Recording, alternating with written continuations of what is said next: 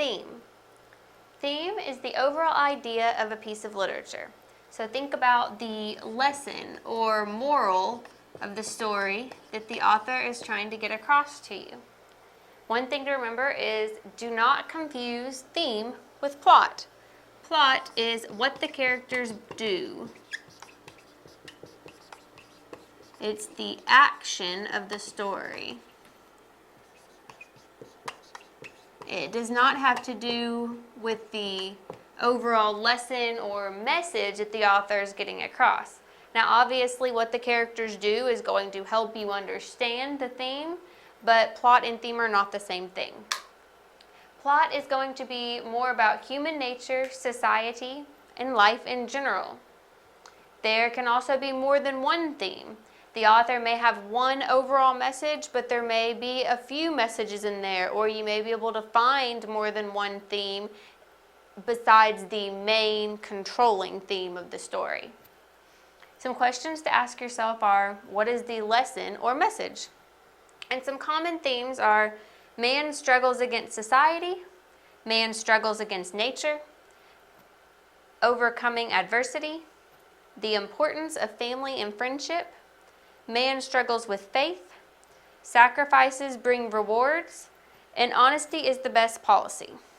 So for all of these, I want us to look at the story of the tortoise and the hare from Aesop's Fables. And this shows you that there can definitely be more than one theme for one story. Now, all of these may not be what Aesop had in mind when he was coming up with this fable, but I was able to see all of these themes in the story. The last one, I couldn't come up with something for, but I've got a good one for that as well. So, man struggles against society.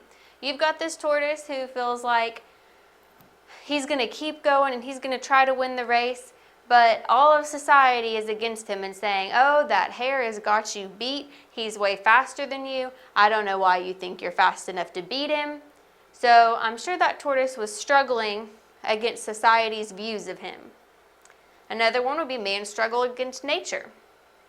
The tortoise is struggling against the nature of his self, how he's made. He's obviously not going to be as fast as the hare. He's going to have to go up hills. He's going to be fighting against the very nature of his self, where the hare is made to go much faster.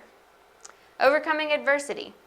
Just simply winning the race, the tortoise ended up winning even though no one expected him to do it. Even though people were probably telling him, oh, you can't do that. The hare's always going to beat you. The importance of family and friendship. Now, I've talked a lot about society, telling the tortoise he couldn't do this, but I'd like to think that the tortoise had some family and friends on his side that were urging him on, that helped him feel like he could actually go through and win this race. Man struggles with faith. The tortoise had to have faith in himself. The hare was very, very cocky. He felt like he had this race won, so much so that he went and took a nap, where the tortoise didn't do that. He had faith in himself and knew that he could do this if he just kept going, if he gave it his all. And then sacrifices bring rewards. The tortoise sacrificed that nap that the hare took, and in the end he won the race because he just kept going. Now, the moral of the story they give you is slow and steady wins the race, but I can see all of these themes in that story. Now, honesty is the best policy. I couldn't really come up with one for, but you can always look at Pinocchio. Pinocchio, every time he told a lie, his nose grew. It was not a good thing. Every time he lied, something bad happened to him. I won't ruin the whole story for you, but everyone knows about the growing nose, which is a sad punishment for someone who is not using honesty. So it's showing you honesty is the best policy. So whenever you're reading a story, you can look at what the characters are doing to figure out what the plot is, but remember the theme is different. The theme is going to be the controlling idea in that piece of literature. And you want to ask yourself, what is the lesson or moral the author is trying to get across to me?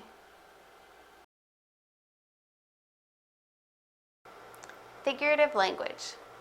Figurative language is language that goes beyond the literal meaning of a word, and authors will use figurative language to enhance their writing.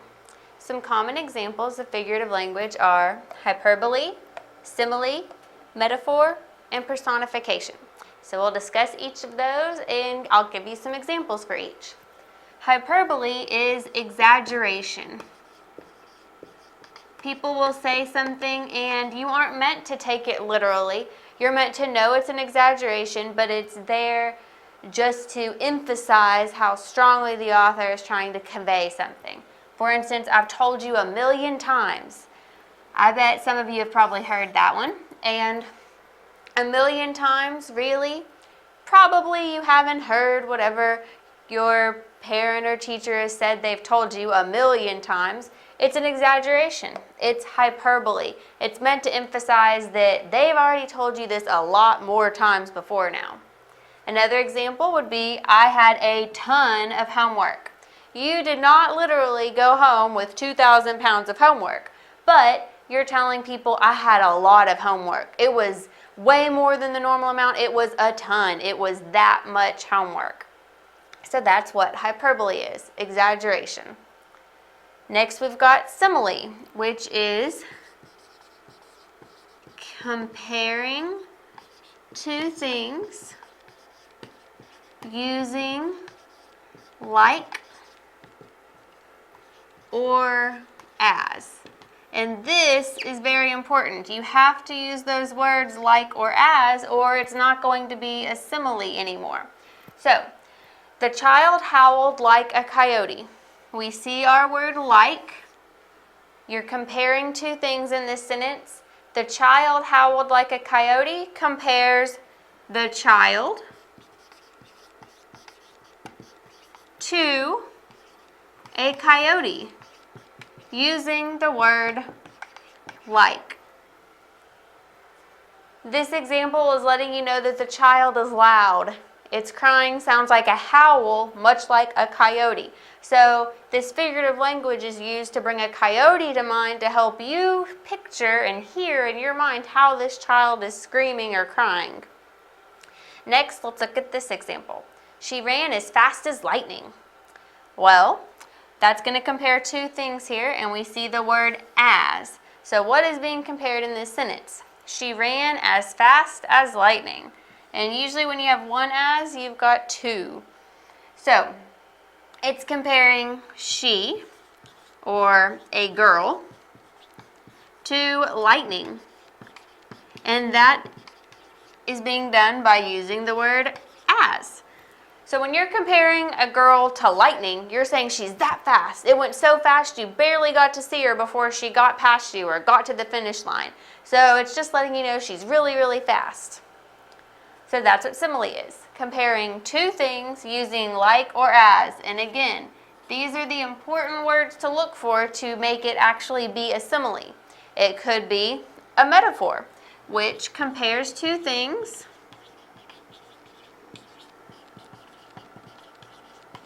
without using like or as.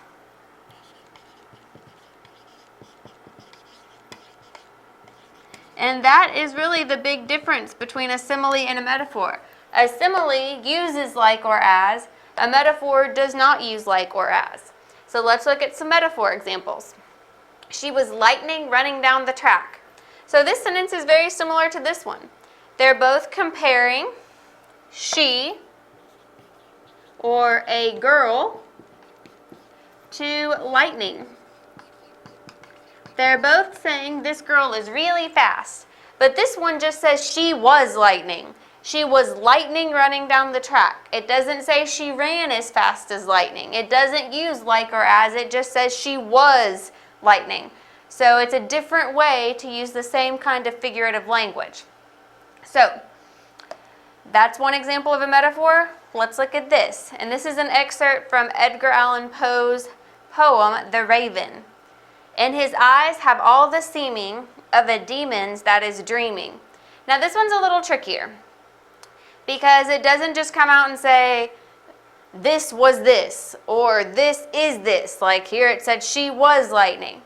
But it says that his eyes have all the seeming of a demon's that is dreaming. So we're comparing his eyes to a demon's eyes, which is basically comparing him, or a man, to a demon. If his eyes are like a demon's eyes, then this man is being compared to a demon, which is to maybe say that the man is evil. It doesn't mean he's literally a demon. It means he's got some characteristic of a demon. He's maybe an evil person. So in poetry, your figurative language may not always pop out at you if it's a metaphor. A simile is pretty easy to spot because you'll see like or as. But a metaphor might be a little trickier. So just look for what two things are being compared in that sentence or that phrase of a poem.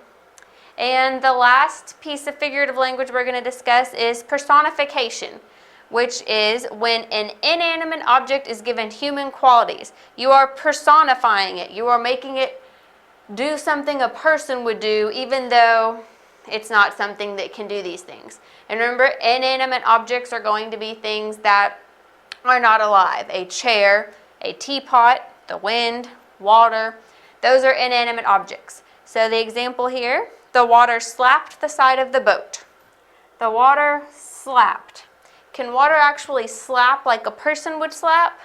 No, but it makes you think of the action of slapping and the sound you might hear with the slap whenever you picture this water slapping the side of the boat. And that's why they're using this particular word and personifying the water. Depending on what the story is about where this sentence appears, it could be that the water is being made as like an evil character. If someone drowns in this story, then the water would be seen as an enemy, and so it slapping the side of the boat would give it that negative feeling. Another example, the teapot shrieked.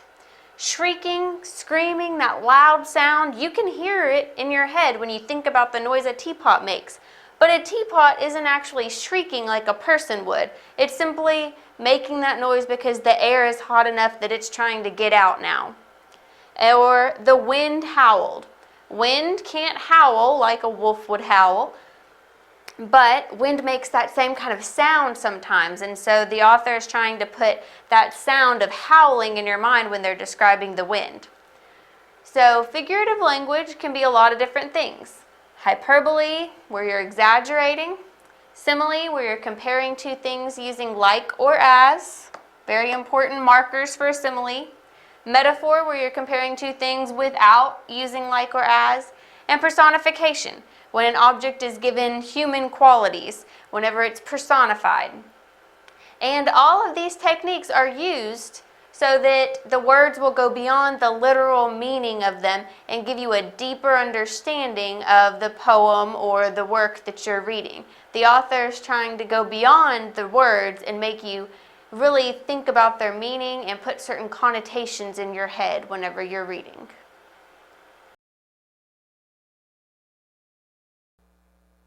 It is important to use different types of sentences. Using different types of sentences adds variety to your writing. So by using different types of sentences, you make your writing more interesting. It's more appealing to the reader. So there's three types of sentences. There's the simple sentence, complex sentence, and the compound sentence. So you want to try to use all types of sentences in your writing. So a simple sentence is just a subject and a verb. This is what we'd call one independent clause. Hannah ran through the meadow. So we have the subject here, and we have the verb ran. And so that's all that's here. It's just a complete thought. It's enough to be a sentence, but it's not anything more. Then we have a complex sentence, which is an independent and a dependent clause. So I call this an independent clause because it can stand alone. It has a subject and a verb, so it's a sentence. It doesn't need anything else to make it more of a sentence. And so this says, instead of watching a movie, he read a book. So here we have a subject, he, and a verb, read. Now, he read a book could be a sentence alone. So that's the independent clause. The dependent clause is instead of watching a movie. Because instead of watching a movie isn't a sentence. I couldn't just come up to you and say, instead of watching a movie, you'd be thinking, okay, instead of watching a movie, what are you going to do? So this is the dependent clause. So together, the independent clause and the dependent clause form a complex sentence. And then we have a compound sentence, which is two independent clauses. So here we have the sentence, we ate burgers. So we have the subject we and the verb ate. And then we ate burgers, or then we ate dessert. So we have we as the subject and ate as the verb again. But these are two sentences. These are two independent clauses because both of these clauses could be sentences by themselves. I could come up to you and say, we ate burgers, and that would be a complete thought. Or I could say, then we ate dessert. That would be a complete thought.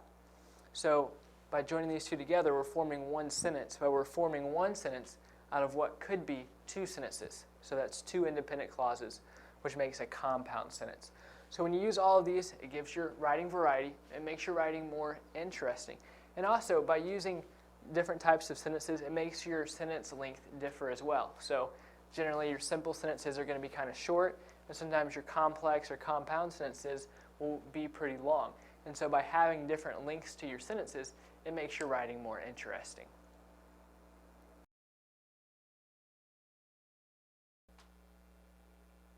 Pronouns replace nouns. This sentence says, Dad is at his office. We could also say, he is at his office. These two sentences have the same meaning because he replaces Dad, but they're both talking about the same person. Now, when dealing with pronouns, you have something called an antecedent.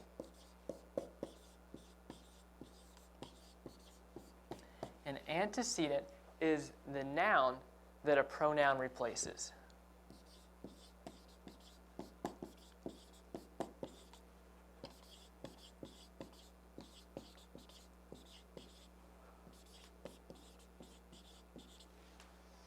So here, Dad is the antecedent because later we have this pronoun he, which replaces Dad.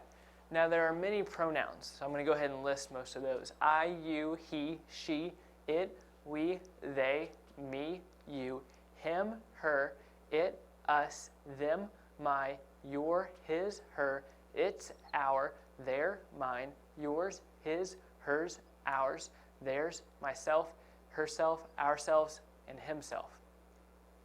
So those are a list of pronouns that you're probably pretty familiar with. So notice here, his is also a pronoun.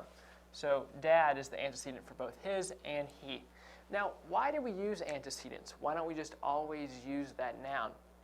Well, take a look at this example. Tom plays soccer. Tom is very athletic.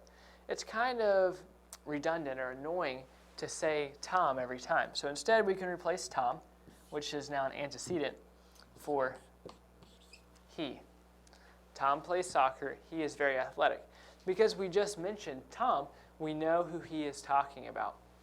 Now again, you always need an antecedent because if we said he plays soccer, he is very athletic, we don't know who he is. So you need an antecedent. You need that noun first, and then from there, you can use pronouns. Now as soon as you talk about someone else, as soon as you use a new noun, you need to use that noun again before you use a pronoun. So we could say,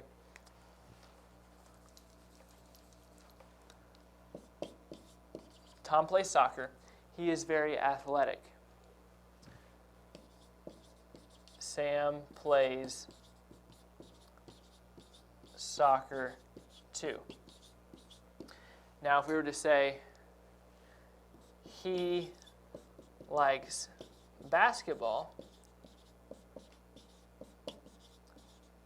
then who would he stand for? He right here is is a pronoun. And so what's the antecedent? Are we talking about Sam or are we talking about Tom? Most likely, people are going to think you're talking about Sam because that's the last noun you used. So if you were talking about Tom, then you need to actually use his name right here. So pronouns only work as long as there is only one noun in the picture. As soon as you use a new noun, you need to use that old noun again before you can use an antecedent. Now look at this sentence. People should wash its cars. You want to make sure your pronouns agree with your noun. You want to make sure they agree with their antecedent. So here, people is the antecedent. Its is the pronoun. But they chose the wrong pronoun here. This should say their cars. Because when we use the word its, that's a singular form. It's like they're referring to one person. But here, since we're talking about people, we're talking about lots of people, or more than one person, we need to use the pronoun there because that's plural. That refers to more than one person. So again, that's a quick look at pronouns. And pronouns replace nouns.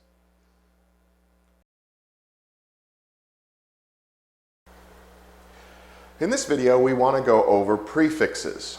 Prefixes are short little sections of words that come before the root of a word and help you understand what the word means. They add an extra nuance to the word. And why prefixes and suffixes, for that matter, are important, prefixes coming before the root of the word, suffixes, short little endings after the word, is that if you know your basic prefixes and suffixes, they help you determine the meaning of a word.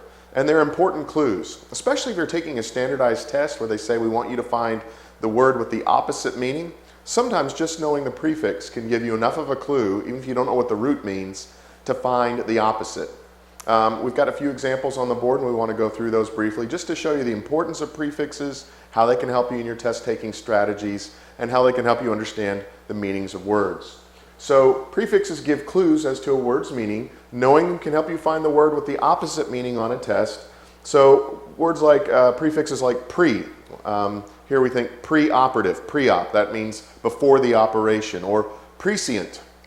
Pre meaning before, and scient from the word science, which means knowledge. So to know ahead of time. So prescient is to know ahead of time. Pre-game show, the part that comes before the game. So pre means before. The opposite of pre is post. Post-operative care, the care that happens after the operation. Post-game show, the show that happens after the game. So pre is before, post is after. If you realize this opposites, then if you see a word that's got a pre prefix on it, then you look for a word with a post prefix on it if the test is asking you to find the opposite. Another thing would be pro and d. So pro means for, as in pro-life. Someone who is pro-life is for life. De is the negation, so deconstruction. To deconstruct is the opposite of, or the negation of construction. Construction to build up, deconstruct to destroy. So pro meaning for, de is usually a negation, pre before, post after. Knowing your prefixes can be critical, especially if you're not sure of the whole word. You can say, well, let me break this word up into its prefix, its root, and its suffix, and see if I can't decode just from that minimal information the proper answer on the other side. Now, obviously, when you're taking a test, if you know the right answer, you always go with the right answer. But if you're struggling, if you're not sure, this is a strategy you can use. You can look at the word, break it down, and say, here's the prefix, and I know it means this, and I'm being asked to find the opposite. What's the opposite of this prefix? Then I've got my answer more than likely. Caution though, caution. Con and pro are opposites, but congress is not the opposite of progress, although some people might disagree. That's more of a joke in terms of Congress being the opposite of progress, but con and pro are opposites, but you have to know and be careful sometimes. Anyway, that's been just a basic introduction and overview of the importance of prefixes as a test-taking strategy of knowing what they mean to help you determine the meaning of a word, and also to assist you if you're being asked to look for the opposite. If you know what the prefix means and you know what the opposite of that prefix is, it makes it a snap to find the right answer. If you'd like to learn more about this or related matters, underneath this video you'll see a link. If you'll click on that link, it'll take you to the website that has that information. And while you're on that website, you'll also find a link to an ebook that's ready for immediate download.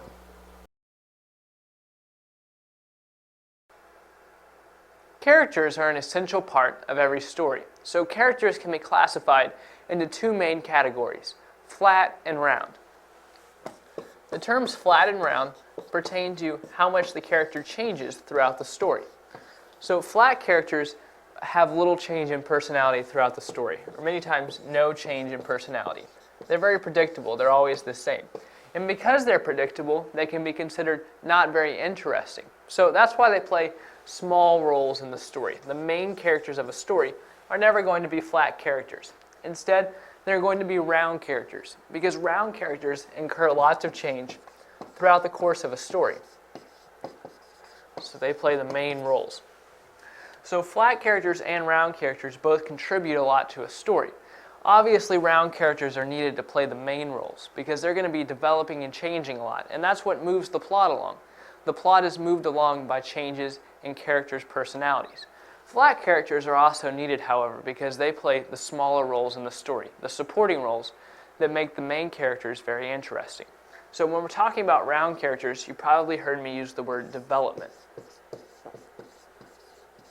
And that's what authors try to do with round characters. They try to develop the characters, and it's the development of the characters that moves the plot along. If the characters stay the same,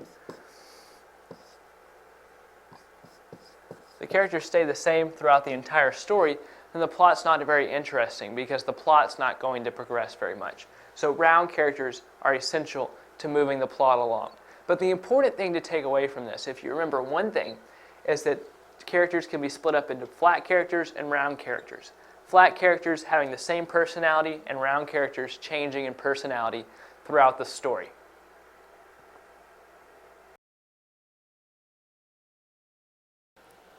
Context. Sometimes when you're reading and you come across a word that you don't know, you can use context clues to make an educated guess as to what the word means. Now when you're looking at the word you don't know, you don't want to just look right before and after the word. You usually want to look at the sentence before and the sentence after. And sometimes you even have to look at the whole paragraph to get an idea of what that unfamiliar word means. Now, there are some clues that we can look at to help determine what the word means. One thing you can look at is a description. Sometimes a sentence or a sentence following or before the unfamiliar word will give you a description. For instance, the green-feathered macaw. Well, you may not know the word macaw, but by seeing green-feathered, you can infer that it is some kind of a bird with green feathers.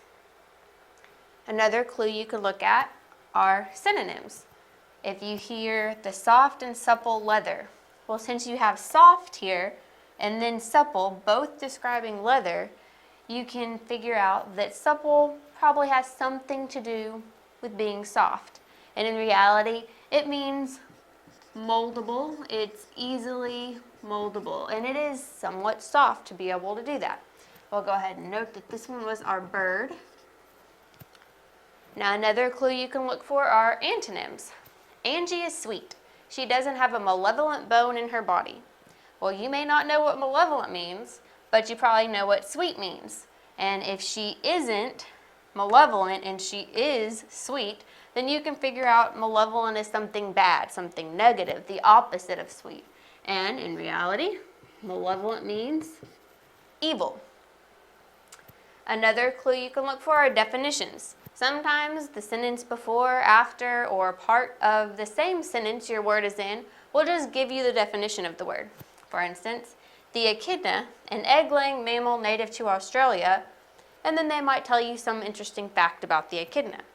Well, in commas, right after echidna is the definition of an echidna, an egg-laying mammal native to Australia. So you know what it is right there. The last clue you can look for is tone. Is the rest of this paragraph positive, negative, happy, scared? If you have a paragraph that's all one tone, then the word probably has something to do with that. If it's a scary tone, then this may be a word that it has to do with something scary. If it's positive, it may be a happy kind of word. So you can always take that into consideration whenever you are taking your educated guess. So once you've looked at clues and you've tried to figure out, looking before and after the sentence your word is in, looking at the whole paragraph, seeing if you can find a description, a synonym, an antonym, a definition, or figure out the tone surrounding that unfamiliar word, you want to take a guess as to what the word means. And then you want to reread the sentence to see if it makes sense to you and ask yourself, does it make sense? So if we were to insert bird here, the green-feathered bird, well, something that has feathers and we have bird after it, that makes sense, so that one would work. The soft and supple leather. So if we know it means something else soft, maybe moldable, we could say the soft and moldable leather, the soft and flexible leather. Any kind of word like that that you put in that was similar to soft would work. It would make sense in your sentence. Okay, we were thinking evil here, something the opposite of sweet. Angie is sweet. She doesn't have an evil bone in her body. That makes sense. She is sweet. She doesn't have an evil bone. Now, the echidna sentence is a little different.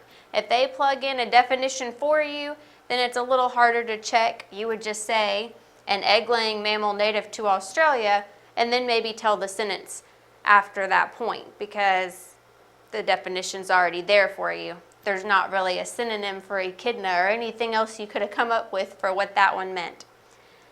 And once you've checked to make sure they all make sense, then you have a pretty good idea of what that word means, and you can see how using these context clues of looking for a description, a synonym, an antonym, a definition, or the tone of a paragraph can help you figure out that pesky, unfamiliar word.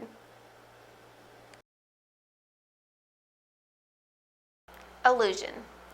Allusion is an uncited but recognizable reference to something else. Usually it's going to be a reference to something else in literature. Authors use allusions to make their own text richer. When an author uses an allusion, it gives their own writing the same significance or context that the allusion had. Let's look at some examples.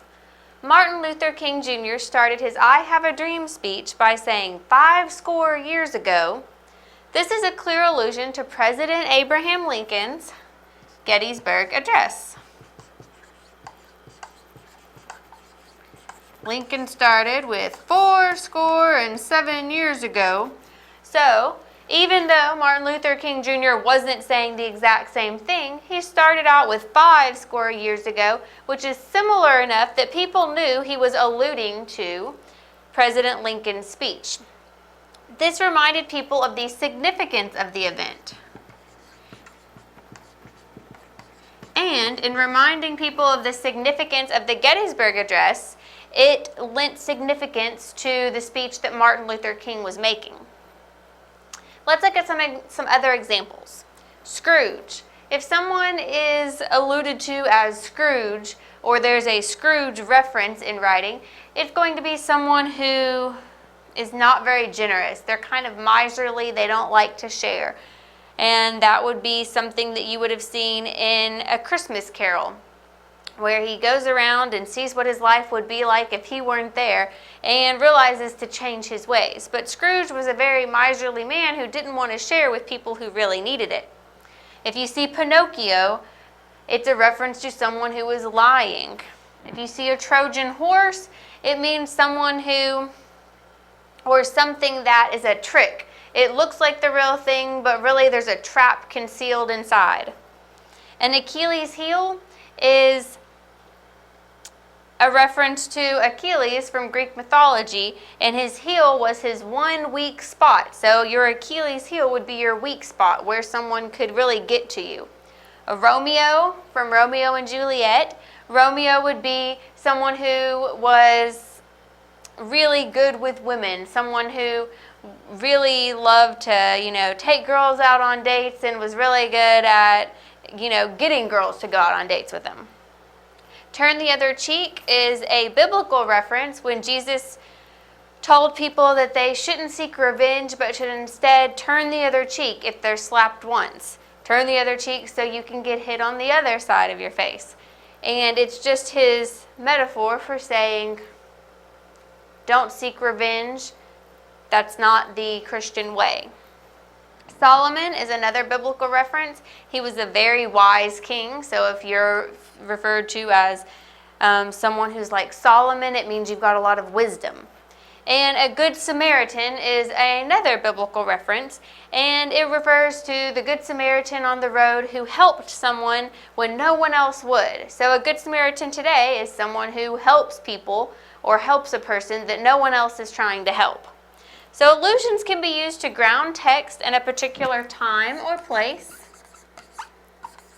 or they can use a cultural reference to make readers feel included. There are lots of reasons that a writer would use allusions, but every time that you use an allusion, it's meant to make your text richer and give your text more than it had before. So when you're reading, watch for allusions, and if you see one of these references, say to yourself, oh, that's an allusion. I learned about those. It's here to make the text richer. And think to yourself, what connotations do you get? How do you feel differently reading that word in the text? What did that word or reference do for your interpretation of the text? Because really, that's what allusion is there for. It's to add to the text and make it better.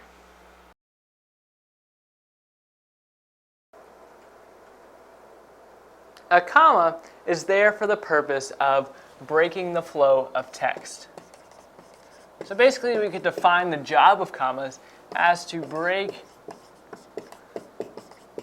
the flow of text. So commas should come in places in sentences where we would naturally pause if we were speaking that sentence. And so one way to test whether or not a comma is necessary is to pause very deliberately at each comma when reading. Because it's important not to overuse commas because they lose their effect if they're used in places that they should not be. So it's important to know when commas are needed and when they're not needed, both for your own writing and maybe if you're revising someone else's work. So let's practice. Right here we have a sentence that says, as you can see, the car is very old. But we have a comma right here. So if you're just reading this to yourself inside your head, you may have trouble determining whether or not the comma is needed. So try reading it out loud and deliberately stopping at the comma. As you can see, the car is very old. Well, that makes sense because if you were speaking this, you would be explaining to someone and you would say, as you can see, the car is very old. So the comma there is needed. Another example is this sentence right here. Natural disasters, such as tornadoes, hurricanes, and earthquakes, are not very common here. So here we have 3 commas. We actually have 4 commas. And so 2 of these commas are there for the purpose of setting off this phrase, and the other 2 commas are there because we're making a list.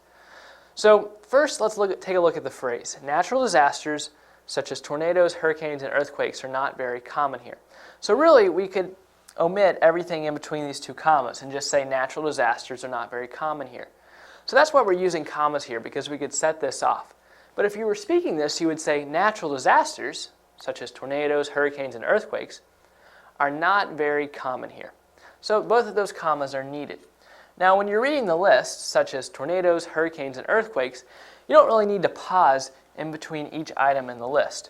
But here, the commas aren't here as much to break the flow of text. In this case, they're just distinguishing between the different items in the list. So this is kind of an exception of when you wouldn't follow the rules of commas are only there to break the flow of text. But in general, hopefully you can see kind of a better idea of when to use commas. So where the check marks are, those were all the correct places to use commas, and then right there and right there as well. You just want to make sure that you use commas when you need them, and if in doubt, then generally leave the comma. But many times you want to leave out commas when you can because they slow down your writing, because someone feels like they need to mentally pause. If they're speaking, they need to actually pause when reading that comma. And so make sure your comma usage is appropriate.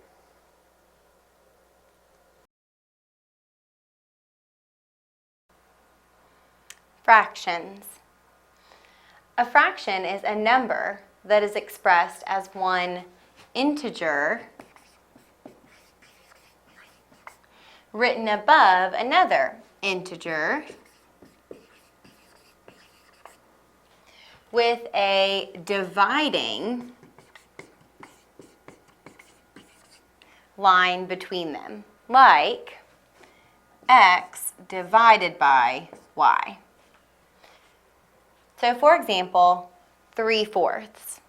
In this fraction, 3/4, The top number is called the numerator, and the bottom number is called the denominator. The numerator is the part that's being considered, while the denominator is the whole. So in this fraction, 3/4, we could take a pie shape and cut it into 4 pieces. That's our whole. And the part that's being considered is 3/4. So 1, 2, 3. So now you can see how much of our pie we're talking about, 3/4. We can manipulate fractions, and we do this by multiplying or dividing both the numerator and the denominator by the same number, not by adding and subtracting. We manipulate fractions to do many things. One thing is to compare them. If we were to compare 3/4 and 2/3, we would first need to find what's called a common denominator. Because in order to compare them, I need them to have the same denominator. So I can tell which one's bigger or if they're equal. So we'll take 3/4 and 2/3, and we're going to find a common denominator. When you do that, you want to look for multiples of the denominators. And the least common multiple will be the least common denominator. So the multiples of 4 and 3, 4 is 4, 8, 12, 16, etc. 3 is 3, 6, 9, 12, 15, 18, etc. So the least common multiple between 4 and 3 is 12. So that means I want to change this fraction to something over 12. Same with my other fraction.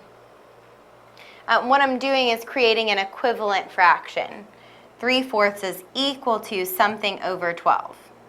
So I'm going to multiply my numerator and my denominator both by 3 to achieve that denominator of 12. So 3 times 3 is 9. And so our fraction is 9/12. And then for 2/3, we'll do a similar thing. We want to change our denominator from 3 to 12. So we multiply 3 times 4 to get 12. And we must do the same to our numerator. 2 times 4 is 8. So now we can easily see which fraction is larger. 3/4 is equivalent to or equal to 9/12. And 2/3 is equal to 8/12. Well, 9 out of 12 is definitely more than 8 out of 12. So we could say that this fraction 3/4 is bigger than this fraction 2/3 if we were to compare them. So let's talk a little bit more about equivalent fractions. All of these fractions are equivalent fractions because they all represent the same value. 2/10, 3/15, 4/20, 5/25. And we could see that they represent the same value more easily by simplifying our fractions. So we said we can manipulate fractions by multiplying the numerator and denominator by the same value, or we can manipulate them by dividing the numerator and denominator by the same value. So if we wanted to simplify this fraction 2/10, we would just divide the numerator and the denominator by the same value. Both 2 and 10 are divisible by 2. So we divide our numerator by 2 and our denominator by 2. 2 divided by 2 is 1. 10 divided by 2 is 5. We do the same thing to our next fraction. 3 and 15 are both divisible by 3. So we divide our numerator by 3 and our denominator by 3. 3 divided by 3 is 1. 15 divided by 3 is 5. 4/20. Our numerator and denominator are both divisible by 4. So divide by 4, divide by 4. 4 divided by 4 is 1. And 20 divided by 4 is 5. Finally, 5/25, numerator and denominator are both divisible by 5. 5 divided by 5 is 1, and 25 divided by 5 is 5. So as you can see, all 4 of these fractions are equal to 1/5. 1/5 is the simplest form of these fractions, and they are all equivalent fractions since they all have the same value, 1/5.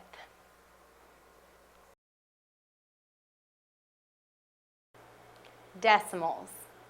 Decimals use place value to represent an amount. To read a decimal, like we have here, first read the number to the left as a whole number, followed by and, then read the number to the right of the decimal, followed by the last place value. So this number would be read as 641 and 5,129 10,000ths. This number could also be represented as a mixed number. 641 and 5,129 10,000ths. Let's look at another decimal. 5 and 8,139 10,000ths. We could write this number as an improper fraction by taking the 5 plus, this would be 8/10ths since it's in the tenths place, plus 1/100ths, plus 3,000ths, plus 9/10,000ths, which would give us 58,139 10,000ths. So we've seen a decimal in decimal form. We've seen it represented as a mixed number and also as an improper fraction.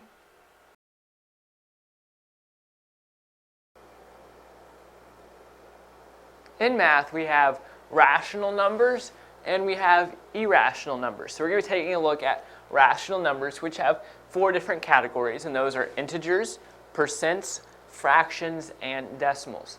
So we're going to define each of these. Even if you're already somewhat familiar with them, we're going to go ahead and define them and give some examples. So starting out with integers. Integer is a positive or negative whole number or 0. So 9 would be a whole number. It would be an integer because it's a positive whole number. -6 is an integer because it's a negative whole number. Then of course 0 is an integer because we said it was. And so now we move on to percents, which is kind of a more complicated way to say percent is a part per 100. So an example of a percent is 20%, which we could also write as 20 parts per 100. But the important thing here is just you know what a percent is, like 20%. Then fractions, which is a proportion. So an example would be 20 divided by 10 or 2 divided by 4. And of course we have decimals, so this is where we have an integer, maybe 1, maybe 89, maybe 0. And then we have a decimal place, and then we have numbers after the decimal, like 20.53. So we have our integer, we have a decimal, and then we have numbers after the decimal. So integers, percents, fractions, and decimals are all rational numbers, usually. There are some rules. So in order to be a rational number, just summarize, it either has to be an integer, like we talked about. If it's a number like 9, -6, 0, it's always going to be a rational number. It gets more complicated when we come to fractions and decimals. If it's a fraction, it has to be an integer divided by an integer. And this integer cannot equal 0. So it's an integer divided by an integer. So 7 divided by 4 cuts it. That works. Now, decimals are a little bit more complicated because it either has to be a terminating decimal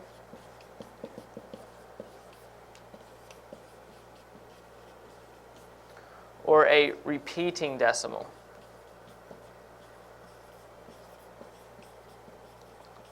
So an example of a terminating decimal would be something like 2 divided by 4. From that you get 0.5. It ends right there at the 5. For a repeating decimal, you do 1 divided by 3 and you get 0.3333. It goes on forever. But notice we're getting the same number every time. So really you could erase all of these 3's and just put a line over the 3 showing it's a repeating decimal. What you don't want is a decimal like pi, where you have 3.1415926. 5359. It just keeps going on and on. So there's no ending to it, so it's not a terminating decimal, and there's no pattern to it, so it's not a repeating decimal. That's what an irrational number is, one that just keeps going like this. These numbers, they have basically a stopping point. And so that's what we're looking for. And so the reason I say that a fraction has to be an integer over an integer is because when you divide an integer by an integer, you get a clean number. You get a decimal that's repeating or terminating. When you start dividing a decimal or a fraction by a number or a fraction by another fraction, that's when you're going to start getting messy. So really, if you're wondering whether a fraction is a rational number, what you can do is go ahead and divide it out and then look at the decimal and decide whether it's terminating, repeating, or non-ending. And that's how you can determine if it was a rational number.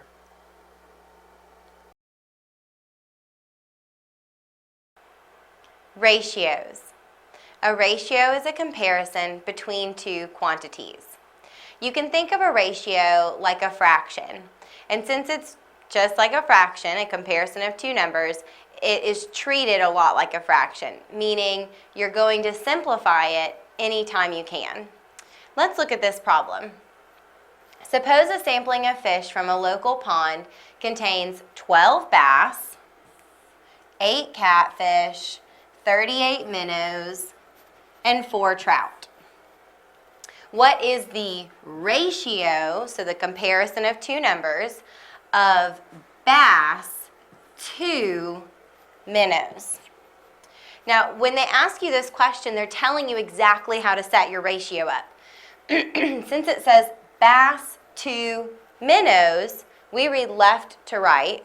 We also read from top to bottom. Since a ratio is a fraction, then they're telling you what your numerator should be and what your denominator should be. So our ratio is going to be bass to minnows. And now we can substitute how many bass and minnows we have. According to our problem, we have 12 bass and we have 38 minnows. So that ratio would be 12 to 38. But again, since this is a fraction, we're going to simplify it if we can. And 12 and 38 do have a GCF of 2, so we're going to divide 12 by 2 to get 6, and we'll divide 38 by 2 to get 19. Therefore, our ratio of bass to minnows is 6 to 19.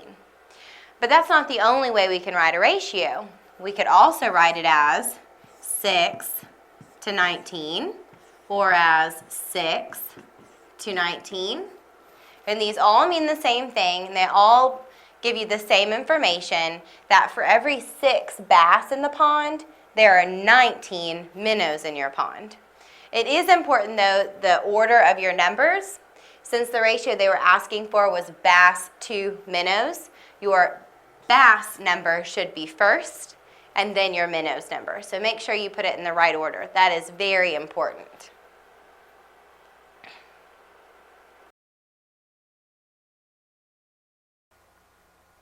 Multiples. You can think of multiples as like counting by that number. So for instance, the multiples of 2 would be 2, 4, 6, 8, 10, etc. The multiples of 3 would be 3, 6, 9, 12, 15, 18, etc. The multiples of 4 would be 4, 8, 12, 16, 20, and so on. Sometimes you're asked to find the LCM of 2 or more numbers. The LCM is the least common multiple. Least meaning the smallest, common meaning the same, and multiple. So if we wanted to find the LCM of, let's say, 2 and 3, the least common multiple of 2 and 3, so the smallest number that 2 and 3 have in common, would be 6. So that's the LCM of 2 and 3. The LCM of, say, 3 and 4, the very smallest number that they have in common would be 12. And you can find the least common multiple of bigger numbers, like, say, the least common multiple of 12 and 15. So 12 would be 12, 24, 36, 48, 60, 72, etc. While 15 would be 15, 30, 45, 60. So if we were finding the LCM of 12 and 15, the smallest number they have in common is 60. So the least common multiple is 60.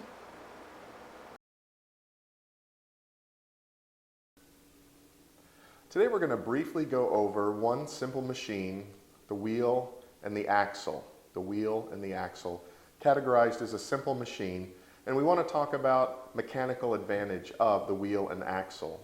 Essentially, with a wheel and an axle, most people tend to think of automobile tire, because that's usually what we talk about is a wheel and an axle.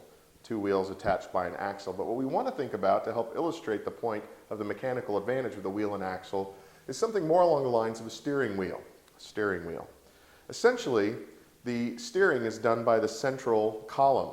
But if you had to grip that central column and turn it with your hand this way, it would be almost impossible. So by attaching a wheel to that central axle and moving the radius of that circle out, it takes much less force to turn the central axle and therefore to turn the car.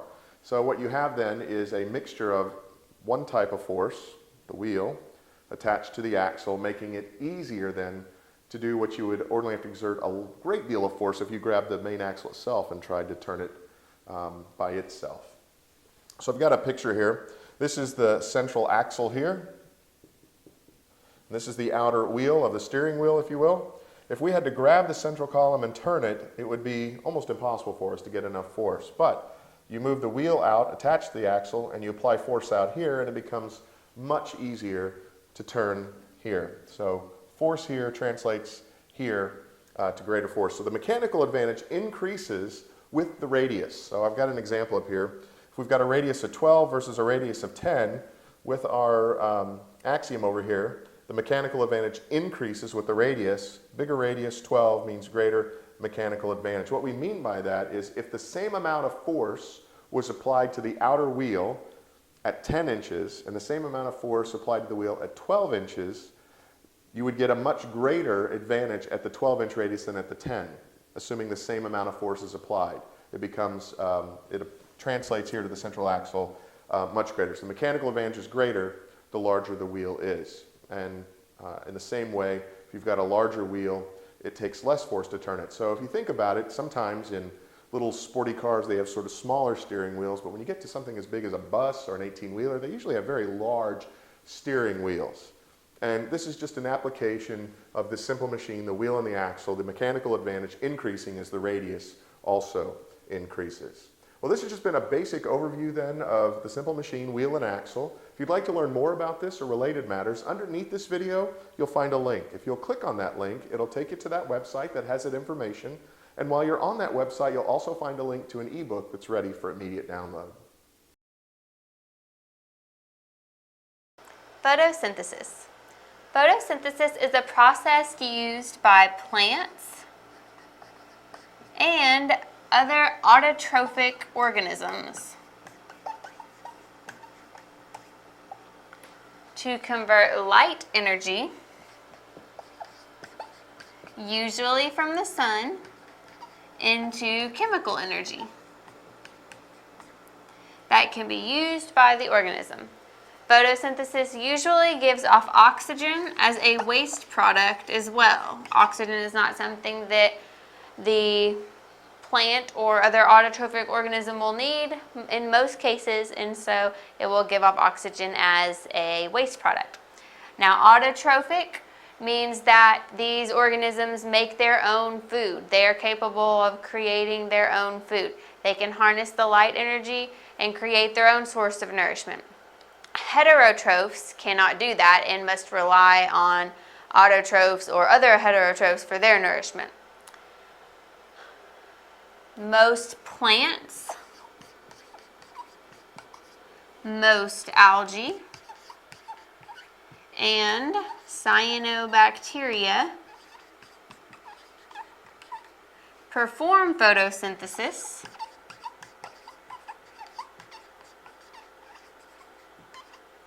and are called photoautotrophs. So, autotrophs are organisms that can create their own food. Photoautotrophs are organisms that create their own food from light, since photo translates to light, looking at the Latin root for that word. These are organisms that can create their own nourishment from light. Photosynthesis maintains atmospheric oxygen levels and supplies most of the energy necessary for life on Earth. So, as these autotrophic organisms take in carbon dioxide, they let out oxygen and help maintain the atmospheric oxygen levels, because people and other organisms exhale carbon dioxide, and the plants or other autotrophs take that carbon dioxide in and turn it back into oxygen, which we breathe. So if we didn't have photosynthesis, we'd be running low on oxygen. And so photosynthesis helps maintain our oxygen levels. It also supplies most of the energy necessary for life on Earth. Even though you don't feel like you're eating light or getting your energy just from light, if you eat a vegetable, then you're eating something that it has only been able to grow because it used light energy to provide nourishment for itself. So you are now eating that plant, which got its energy and was able to grow from light. If you were to eat a cow, if you had beef, if you had a hamburger, then you would be eating another heterotroph. Cows can't make their own food, but they ate grass and other vegetables and other foods that were grown, and they were grown by having light energy harnessed inside those plants. And so the cow got the energy from the plant, which got the energy from the light, and then you were getting energy from the cow. So it all comes back to the light energy. So while there are other sources of energy, the light energy is a primary source for everything going on Earth. Photosynthesis always begins when energy from light is absorbed by proteins that contain green chlorophyll pigments. So, the autotrophs that perform photosynthesis don't always look green, but somewhere in their body, they're going to have these chlorophyll pigments that are able to take in and absorb light to start the process of photosynthesis. And photosynthesis occurs in two stages. You have your light reactions or light-dependent reactions, so these depend on light to happen. And it's when organisms capture and store the light energy. The light energy is converted to chemical energy in the form of NADPH and ATP.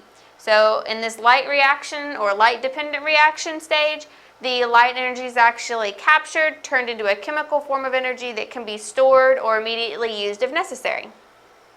In the carbon dioxide fixing reactions or light-independent reactions, these are ones that can happen even whenever light isn't present, as long as there was some energy harnessed in that plant already. So these don't have to happen while there is light present supplying energy. They can happen later. And this is when the formed NADPH and ATP, so it's already stored and formed in that autotroph, those two energy molecules drive the reduction of carbon dioxide to more useful organic compounds, such as glucose. And they are also referred to as the Calvin or Calvin-Benson cycle. So when the carbon dioxide is reduced, that process can be called the Calvin or Calvin-Benson cycle as well.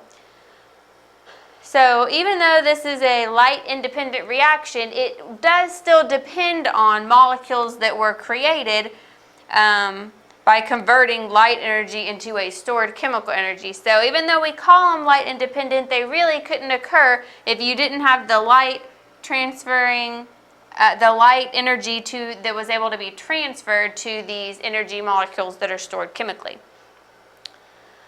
The main thing to remember about photosynthesis is that it is the process by which autotrophs can make their own energy using light.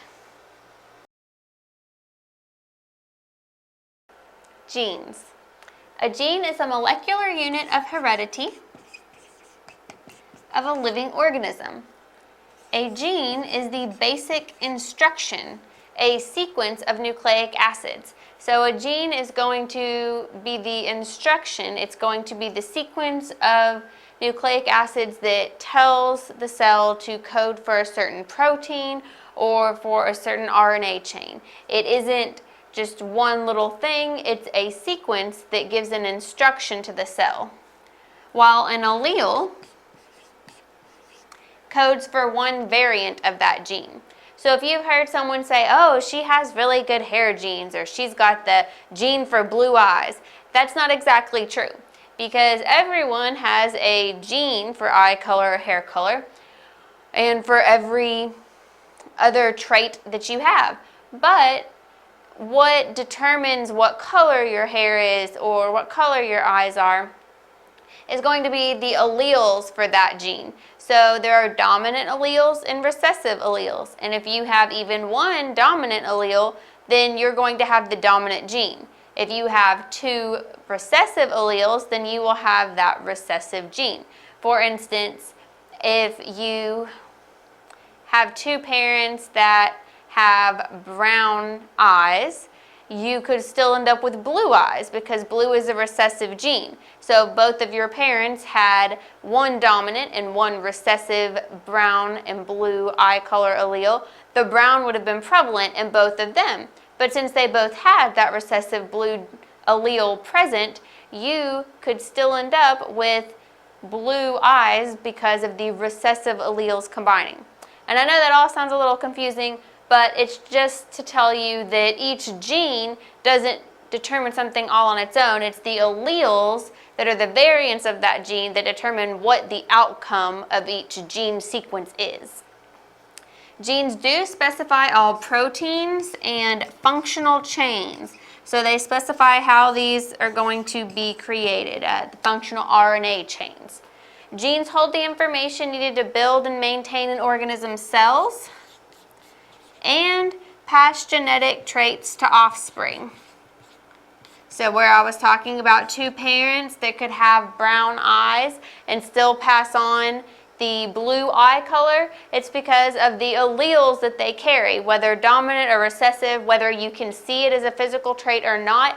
Your parents carried genetic traits and they passed those on to you. And some of your physical traits may not all be the same as one or both of your parents, but the genetic traits that you got did come from the alleles that they had combined and mixed together. So you took some of your mother's alleles and some of your father's alleles, and when those combined, you ended up with different alleles and different genetic traits of your own, but they both came from the genetic traits your parents had.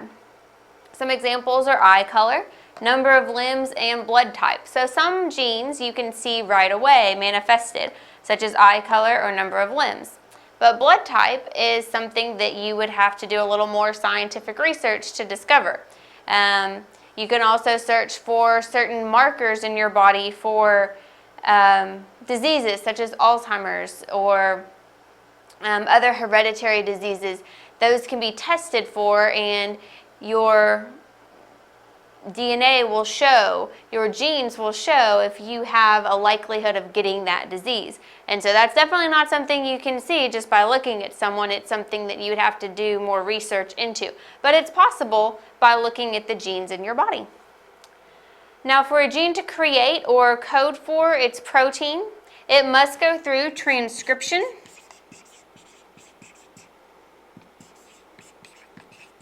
And transcription is where single-stranded messenger RNA or mRNA is created that is complementary to the DNA from which it was transcribed. And we'll look at that over here in just a minute. But basically, you're starting with DNA and you're transcribing it into the messenger RNA. And then the messenger RNA is going to bring the message elsewhere in the cell. So next comes translation. That messenger RNA is used as a template for synthesizing a new protein. Transfer RNA, or tRNA, brings the amino acids and anticodon necessary for protein synthesis. And something to remember is that genes are read 3 nucleotides at a time in units called codons. So you look at the 3 nucleotides that are coding for this one protein, and they're going to be transcribed onto messenger RNA, which is going to travel elsewhere in the cell, and transfer RNA is going to bring the amino acids and the anticodon that match up with that set of 3, with that codon, and let the protein be created. So let's look at that over here. Let's pretend this gene sequence came from a strand of DNA. And remember, your bases are adenine, guanine, cytosine, and thymine. So we are going to say it's going to change from DNA to the messenger RNA. So we're transcribing here. And each base must be transcribed. So here we've got our transcription. So the guanine is going to transcribe to cytosine, cytosine to guanine, thymine to adenine, cytosine to guanine. There we go. Thymine to adenine, and thymine to adenine. So the messenger RNA is going to carry this sequence. So you can see how it isn't exactly what was on the DNA, it's what base would have paired with the DNA. So it's kind of like a code you've got to sit here and figure out. You've got to decode what the messenger RNA says. So the messenger RNA has the pairs that would have gone with the DNA, and so in comes your transfer RNA, which is going to have its amino acids and the anticodon that's necessary for each of these. So each set of 3 is a codon, and it gets transferred over.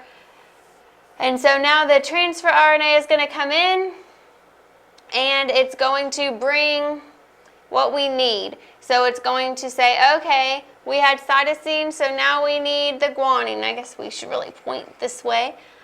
And then it's going to bring cytosine back to pair with the guanine, thymine back to pair with adenine, cytosine back to pair with guanine, thymine to pair with adenine, and thymine to pair with adenine. So now in a different part of the cell, you've got these codons, and they're going to code for a certain protein.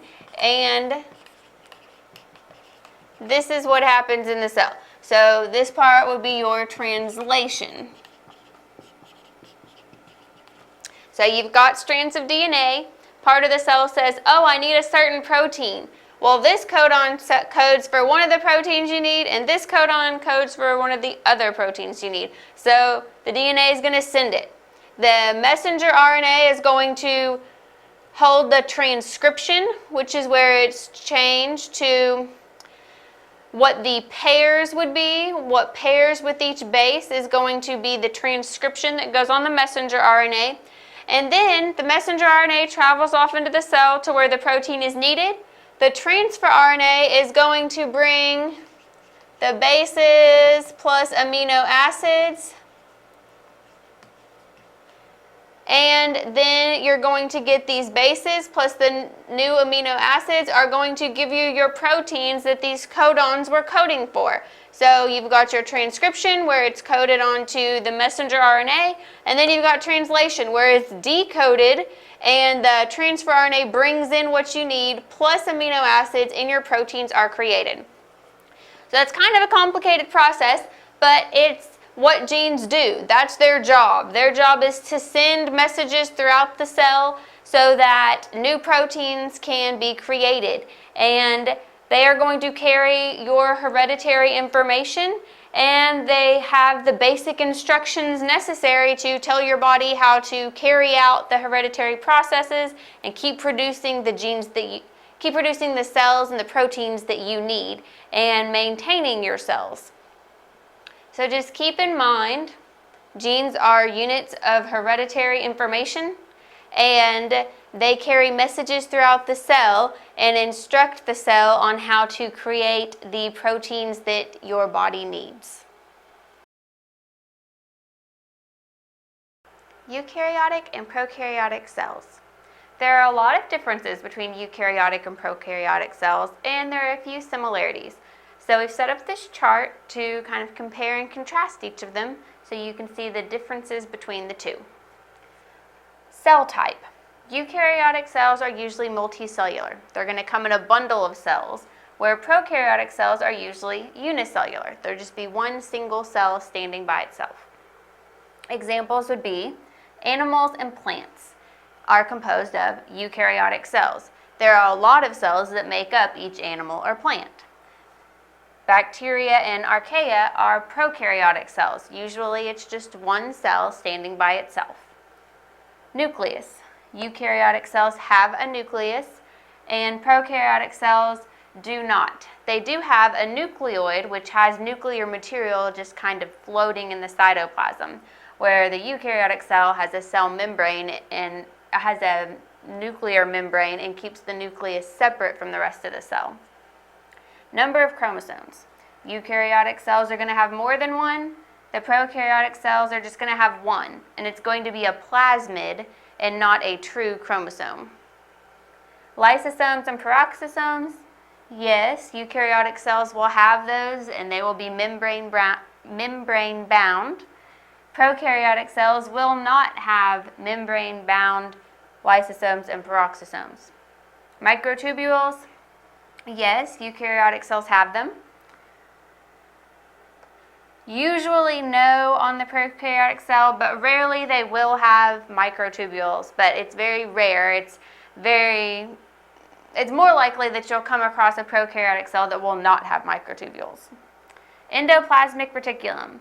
The eukaryotic cell has one, and it's got parts that are both smooth and rough endoplasmic reticulum, each part functioning a little bit differently.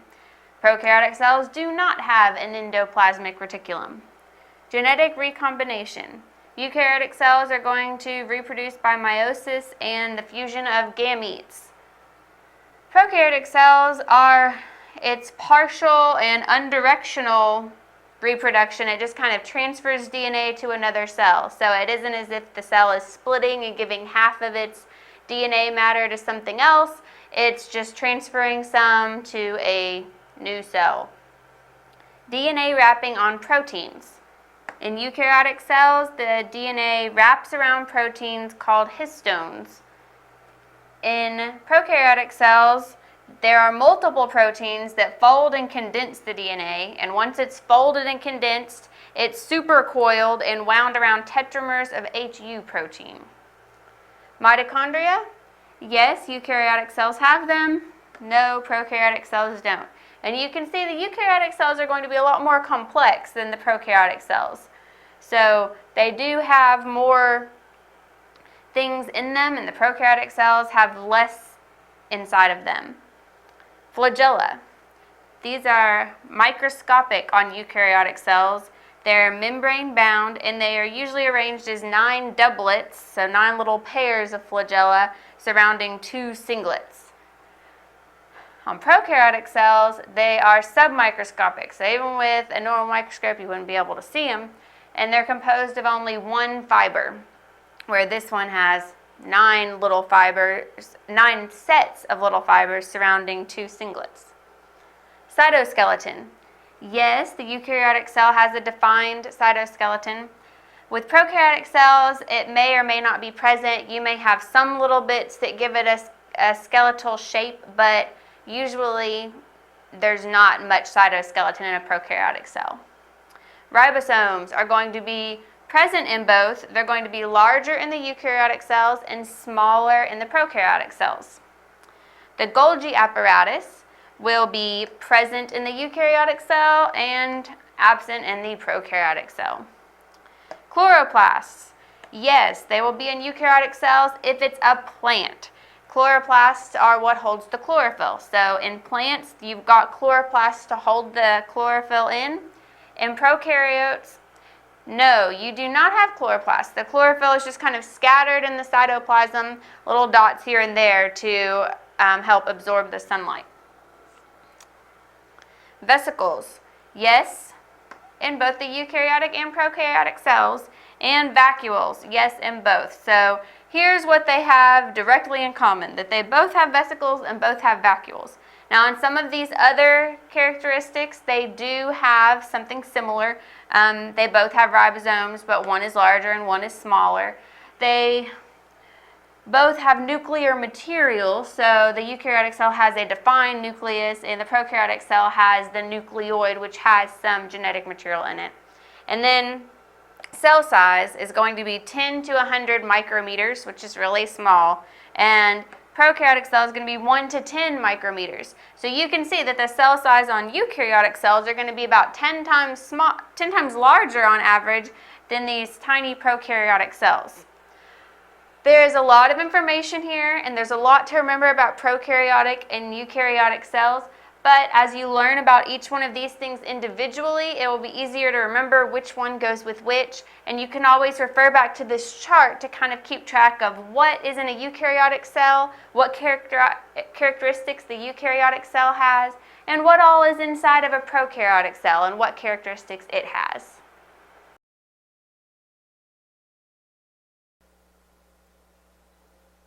Light is the portion of the electromagnetic spectrum that is visible because of its ability to stimulate the retina. Light is absorbed and emitted by electrons, atoms, and molecules that move from one energy level to another. So an atom might release energy to move to a lower energy level, but absorb energy to move to a higher energy level. Now, visible light is between ultraviolet and infrared light on the spectrum. So it's anywhere from 380 nanometers all the way up to 760 nanometers. So 380 would correspond to the color violet, and 760 would correspond to the color red. This is because the human brain interprets or perceives visible light as color. For example, when the entire wavelength reaches the retina, the brain perceives the color white. Now, when no part of the wavelength reaches the retina, the brain perceives the color black. Atoms and molecules can gain or lose energy only in particular discrete amounts. Therefore, they can absorb and emit light only at wavelengths that correspond to these amounts.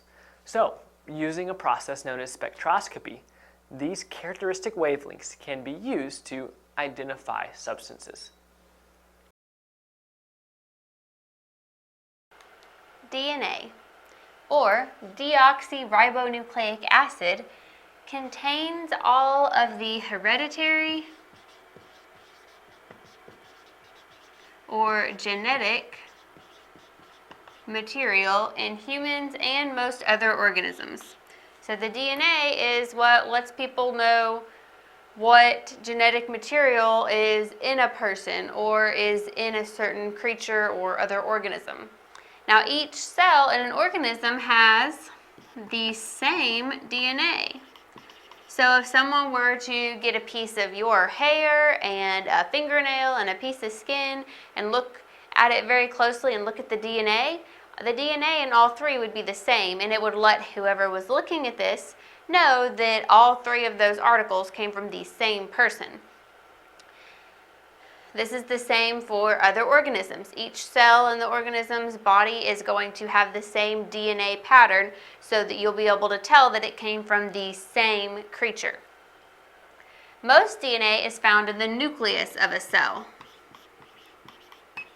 There is some DNA in the mitochondria, and then it is known as mitochondrial DNA, or it would look like this if you saw an abbreviation for it. So if you see the little MT before DNA in the abbreviation, that's because it's mitochondrial DNA and it's found in the mitochondria instead of the nucleus. But most DNA is going to be in the nucleus. Now, that important hereditary information found in DNA is stored as a code made up of 4 chemical bases. We've got adenine, guanine, cytosine,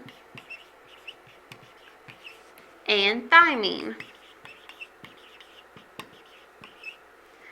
And each one of those bases is only going to pair with one other base. They can't all pair up with any of the other 3. So adenine pairs with thymine, and guanine pairs with cytosine to form base pairs. And a way that I remember that is that the ones with the straight lines in their abbreviation letter, the A and T that can be made with straight lines, go together, and the ones that require a curved line go together. And that helps me remember that adenine pairs with thymine, these straight lines to form A and straight lines to form T, and guanine goes with cytosine because of the curve shape that it takes to make each of those abbreviation letters. The sequence of the adenine, thymine, guanine, cytosine pairs determines how the organism builds and maintains itself. So it's important to think about this. Not every organism or every person is going to have the exact same sequence of base pairs. And you might think of the alphabet. We use 26 letters to form all of our words and sentences, but the way that they're arranged, the sequence of those letters is what lets us know what word is being communicated, what sentence is trying to be communicated. And each word has a different meaning, even though it's made up of the same 26 letters or some subset of those letters. So it works the same way. You're going to have some sequence of adenine, thymine, guanine, cytosine, and those base pair sequence is going to let you know, or let a scientist know, what that organism does to maintain itself, what kind it is. Is it functioning properly? Is everything in the right order? What does that order tell us? The same way that seeing CAT tells us that that is the word cat, and it's talking about a mammal with pointy ears and whiskers and a tail that's kept as a pet. Let's look at the next part. Each base pair, so our adenine thymine pair or guanine cytosine pair, is going to attach to a sugar molecule and to a phosphate molecule. And once those attach, once a base pair attaches to the sugar molecule and phosphate molecule, it forms a nucleotide. And these nucleotides form two long strands that spiral into a double helix. That is the shape that DNA takes on. And I did my best to give y'all an example of a double helix. It kind of spirals around. If you were to curl a ribbon around my pen, it would form that kind of double helix shape we're talking about. And you should think of a twisted ladder with the base pairs as rungs. So if we were looking at this picture here, this would be our double helix shape that's spiraling around, and each one of these little rungs on the ladder would be a base pair. So we would have adenine and thymine together, and they would be paired up. And then here you would have guanine and cytosine paired up. And then you would have adenine and thymine, guanine and cytosine, all the way down the ladder, where you've got your sugar molecules and phosphate molecules that bound to your base pairs, making up the sides of the ladder here. And you just have this long DNA chain, and then the sequence that you see is going to let you know how that organism builds and maintains itself, because not every creature's DNA is going to be the same. Everyone has a very unique DNA pattern. DNA can replicate or make copies of itself by splitting the ladder in half.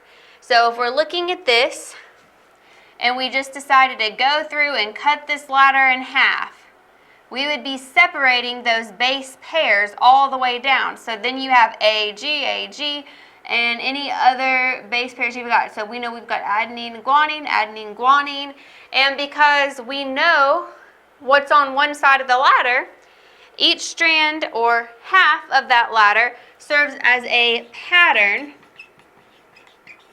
for duplicating bases. Since we know we've got adenine here, we know the thing that has to pair with it is thymine.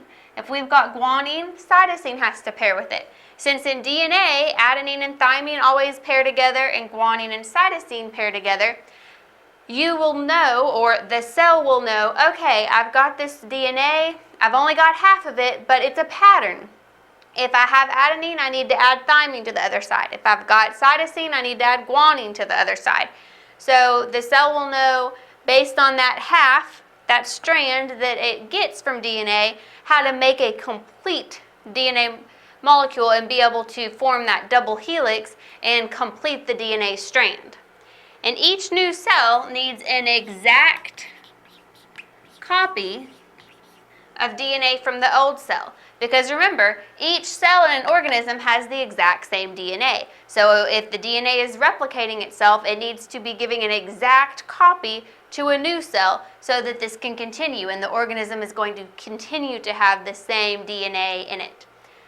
So you will see a lot about DNA in biology, and it's important to remember that DNA is the hereditary or genetic material. It's usually found in the nucleus. And remember which bases pair with which. Your straight lines in adenine, A, pair with your straight lines in thymine, T, and your curve G for guanine goes with your curve C for cytosine. DNA is the hereditary or genetic material that is usually found in the nucleus, sometimes in the mitochondria. The most important thing to remember is that it's where all the genetic material is going to be found. It's a big identifier for a cell or for an organism.